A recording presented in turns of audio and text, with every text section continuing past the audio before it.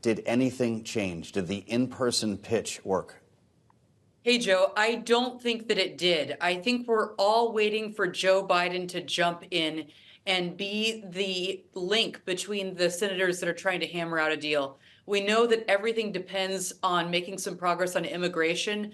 The facts about Ukraine are really not disputed at this point. Everyone sort of knows the facts, but it was good that President Zelenskiy came and made that last minute appeal. He talked about when he met with Speaker Johnson, who, of course, this is their first meeting because Speaker Kevin McCarthy was then the speaker. He met in September. And he says we have to separate words and a particular result. So was that Zelensky in that moment throwing some cold water that he is not leaving Washington with everything he asked for in those behind closed door meetings? So the new speaker has said good things about Ukraine. He's indicated his support.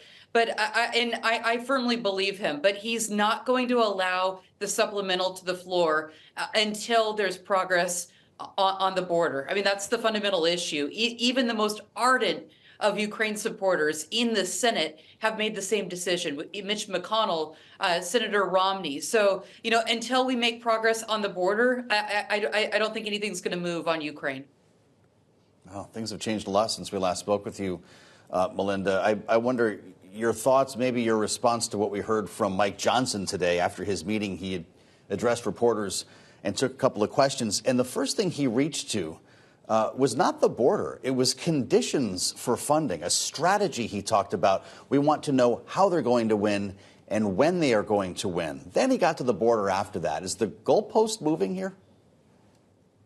So to unfreeze this money, it's all about the border. Even the White House before has insisted on certain conditions as well. Ukraine has to make progress. It has to make democratic progress.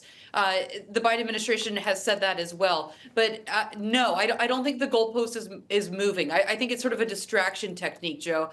The bottom line is Johnson and all the Republicans are not going to move until there's a deal on the border. President Biden has indicated his willingness to be flexible, but he's not the negotiator, and that's what we need to unlock this issue.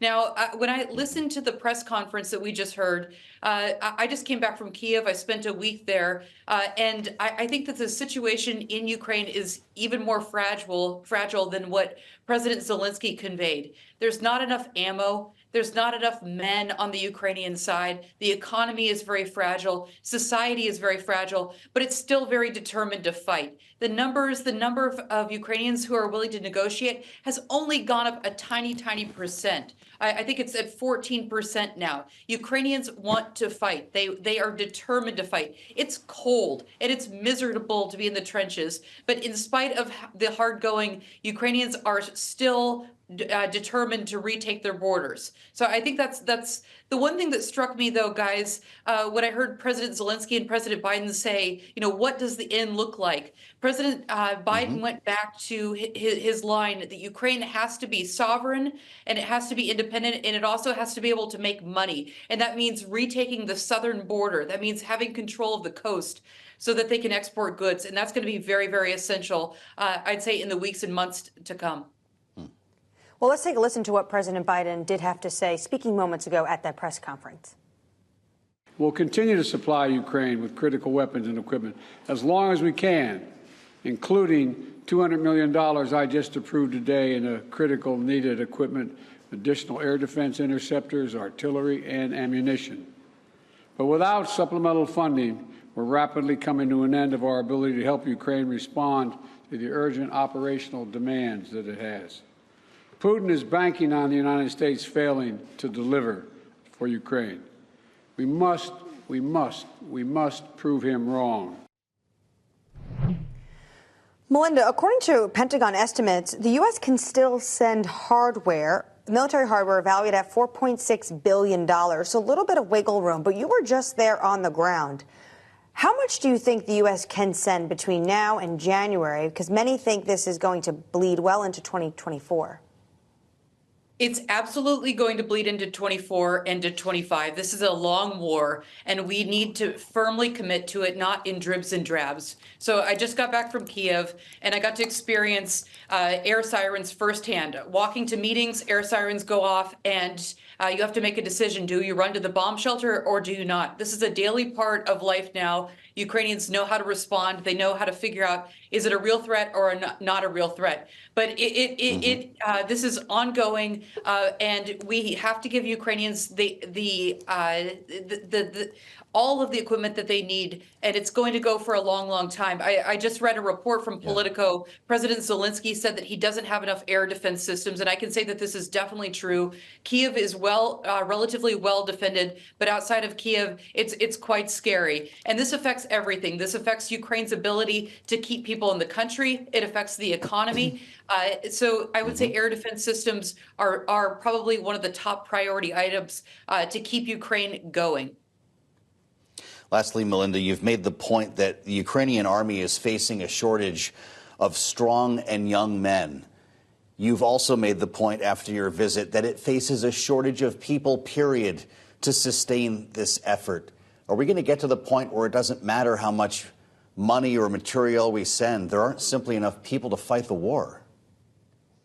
So it really depends on us, Joe, and it really depends on the Ukrainians. So it's kind of complicated. There are enough Ukrainians, but they're having trouble because they have a labor shortage.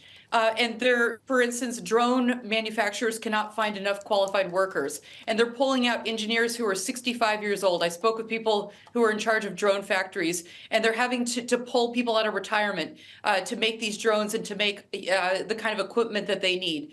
So the thing that I was told over and over again that drone companies, for instance, need are exemptions from the draft. But Ukraine also needs to mobilize and get more men on the front lines as quickly as possible. President Zelenskiy sacked all the heads of the military commissions this summer, and they haven't been able to meet the numbers that they need. In one oblast, they only were able to get 10% of the men that they needed in the last month. So there's a real problem. There are enough men, but they need to find a way to competently get the right people out there and connect the need with the people that they have on the ground. So I would definitely watch that space. Now, how do you get Ukrainians to come back? This is one of the questions that I kept asking over and over again. And it's employment, and it's air defenses. So if the U.S. and Ukraine's allies continue to give air defenses, I think Ukrainians will feel comfortable there. I visited quite a few bomb shelters in Kyiv, and more families feel secure about their kids attending classes in person once these bomb shelters are in place. So that's another critical need too, to keep families in the country.